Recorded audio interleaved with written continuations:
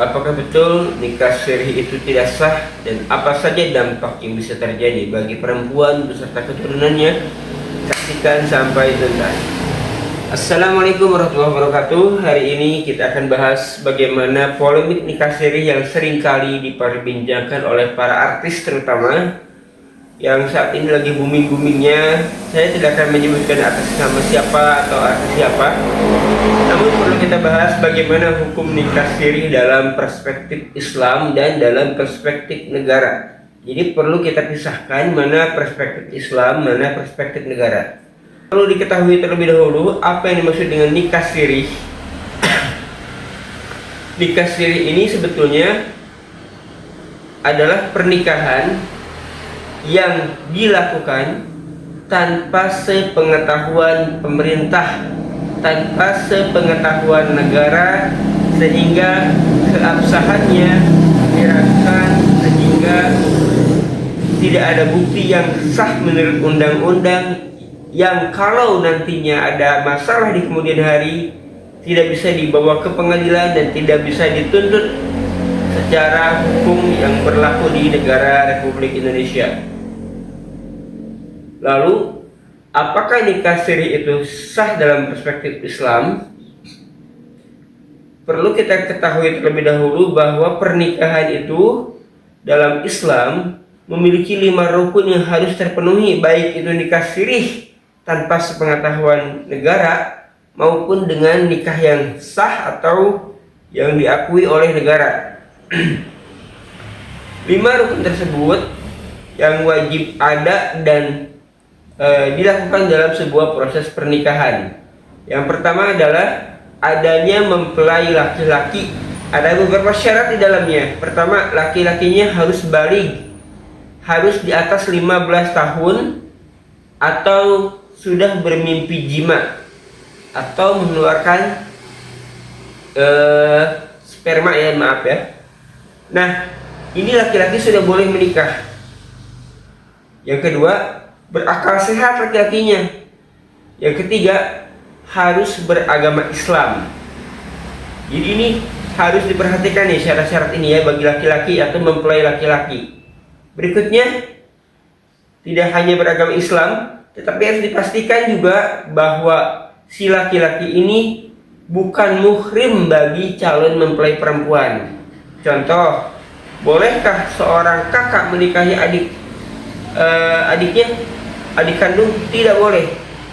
Atau adik sambung misalkan beda ibu tapi satu ayah, juga tidak boleh. Atau kepada keponakan kandung tidak boleh. Nah, jadi harus di luar muhrim.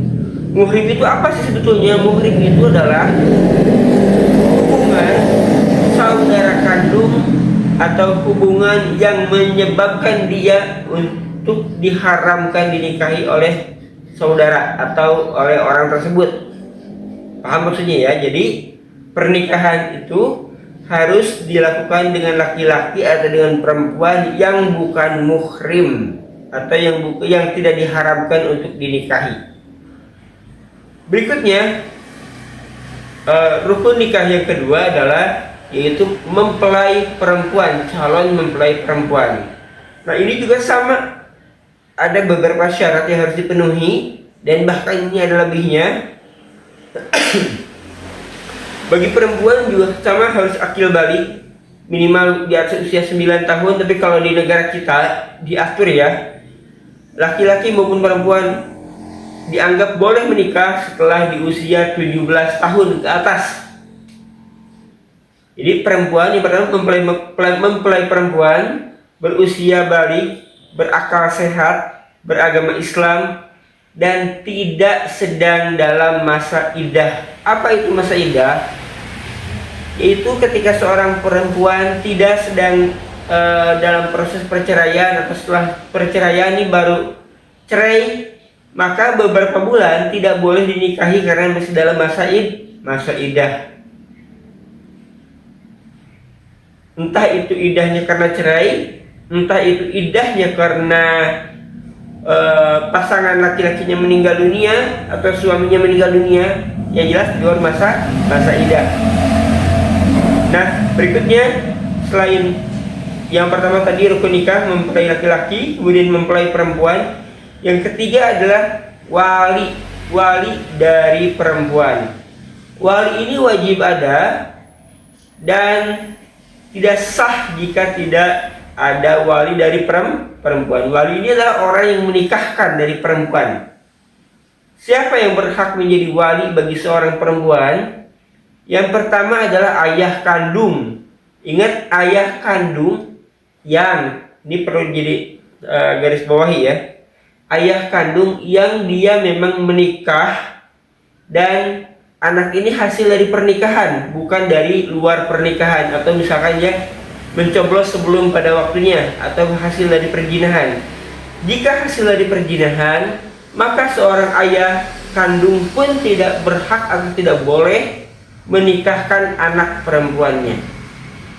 Jadi ingat, di sini yang berhak menikahkan atau menjadi wali nikah dari seorang perempuan adalah ayah kandung yang memang menjalankan pernikahan sebagaimana mestinya, bukan hasil dari hubungan di luar nikah. Yang berikutnya, perempuan ini juga harus memiliki wali jika memang wali ayahnya sudah meninggal dunia misalkan, atau ada berhalangan, maka bisa digantikan dari kakek dari ayahnya, kemudian juga bisa dari paman dari ayahnya, kemudian juga dari kakak kandung laki-laki ataupun adik kandung laki-laki. Misalkan yang mau menikah ini namanya Aisyah, misalkan punya adik laki-laki namanya misalkan Agus. Nah, Agus ini boleh menjadi walinya Aisyah ketika ayah kandungnya berhalangan, entah itu sakitkah ataukah setelah meninggalkah. Jika semua itu tidak ada, maka barulah wali bisa ditunjuk ke wali hakim atau wali yang ditunjuk oleh pemerintah. Itu pun harus ada surat-surat yang ditandatangani oleh pihak-pihak yang bersangkutan. Satu, mempelai laki-laki tadi. Kedua, mempelai perempuan. Yang ketiga adalah wali dari perempuan. Kemudian rukun nikah yang keempat adalah saksi yang adil. Minimal 2 saksi yang adil laki-laki ya. Saksi yang adil, tidak fasik atau tidak munafik. Kemudian juga dia akil balik dan dia tahu syarat sah, kemudian hukum tentang agama itu sendiri.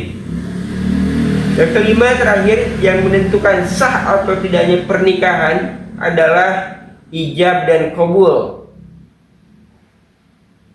Ketika proses ijab qabul ini, sebagian besar ulama lebih mengutamakan agar disebutkan juga mas kawin atau mahar yang diberikan dari seorang calon mempelai laki-laki. Sebagian ulama ya, meskipun ada sebagian ulama yang lain tidak disebutkan pun tidak apa-apa, tapi sebagian besar ulama lebih mengutamakan menuntut agar mahar disebutkan ketika proses ijab qabul. Nah, ketika 5 rukun nikah ini dijalani, maka nikah siri pun sah secara agama, namun ingat tidak diketahui oleh negara. Ketika seorang perempuan menikah dengan proses nikah siri secara agama sah, namun ingat secara negara tidak dianggap. Dan ketika ada hal-hal yang kaitannya dengan hukum, contoh akte kelahiran, tidak akan dapat akte kelahiran.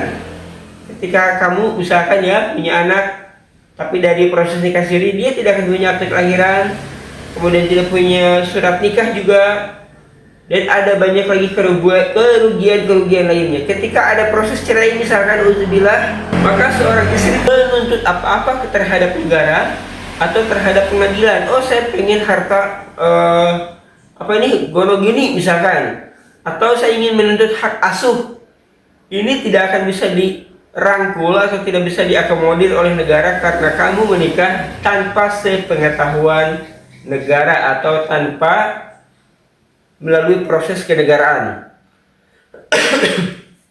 Jadi bagi para perempuan, hindari yang namanya nikah siri, karena nikah yang melalui proses administrasi negara itu lebih aman, lebih pasti, dan lebih ada kepastian prosedur.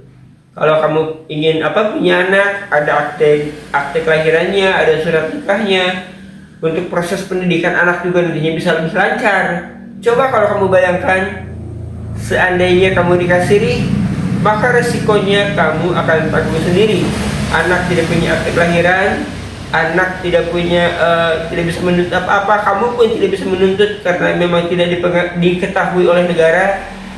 Jadi berpikirlah 1000 kali jika ingin menikah siri, karena tidak ada alasan untuk menikah siri kemudian ini mah pernikahannya ingin secara tertutup. Tidak, justru pernikahan itu dianjurkan dalam agama Islam harus diketahui orang banyak dan diketahui oleh tetangga, minimalnya tetangga sekitar kamu.